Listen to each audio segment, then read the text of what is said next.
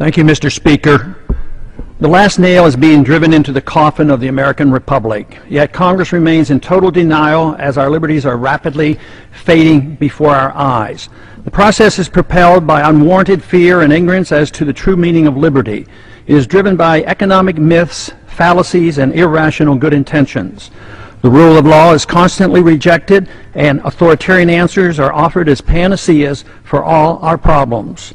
Runaway welfarism is used to benefit the rich at the expense of the middle class. Who would have ever thought that the current generation and Congress would stand idly by and watch such a rapid disintegration of the American Republic? Characteristic of this epic event is the casual acceptance by the people and the political leaders of the unitary presidency, which is equivalent to granting dictatorial powers to the president. Our presidents can now, on their own, order assassinations, including American citizens, operate secret military tribunals, engage in torture, enforce indefinite imprisonments without due process, order searches and seizures without proper warrants, gutting the Fourth Amendment, ignore the 60-day rule for reporting to the Congress the nature of any military operation as required by the War Power Resolution, continue the Patriot Act abuses without oversight, wage war at will, treat all Americans as suspected terrorists at airports with TSA groping and nude X-raying.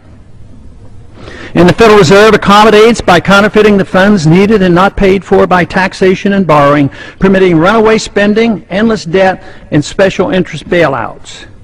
And all of this is not enough. The abuses and usurpations of the war power are soon to be codified in the National Defense Authorization Act, now rapidly moving its way through Congress. Instead of repealing the 2001 authorization for the use of military force, as we should, now that bin Laden is dead and gone, Congress is planning to massively increase the war power of the president. Though an opportunity presents itself to end the wars in Iraq, Afghanistan, and Pakistan, Congress, with bipartisan support, obsesses on how to expand the unconstitutional war power of the president he already holds. The current proposal would allow a president to pursue war anytime, any place, for any reason, without congressional approval. Many believe this would even permit military activity against American suspects here at home.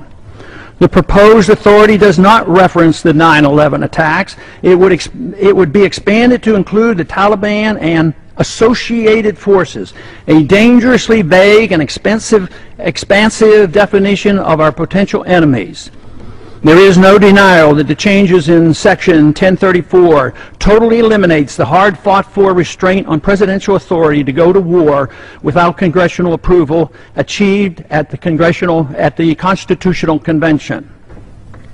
Congress's war authority has been severely undermined since World War II, beginning with the advent of the Korean War, which was fought solely under a UN resolution.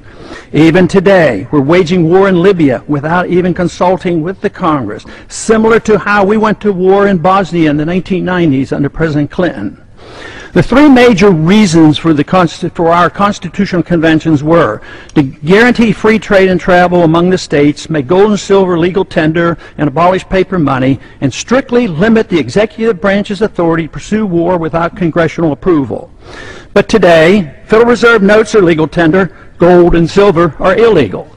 The Interstate Commerce Clause is used to regulate all commerce at the expense of the free trade among the states. And now, the final nail is placed in the coffin of congressional responsibility for the war power, delivering this power completely to the president, a sharp and huge blow to the concept of our republic. In my view, it appears that the fate of the American Republic is now sealed, unless these recent trends are quickly reversed. The saddest part of this tragedy is that all these horrible changes are being done in the name of patriotism and protecting freedom. They are justified by good intentions while believing the sacrifice of liberty is required for our safety. Nothing could be further from the truth. More sadly is the conviction that our enemies are driven to attack us for our freedoms and prosperity, and not because of our deeply flawed foreign policy that has generated justifiable grievances and has inspired the radical violence against us.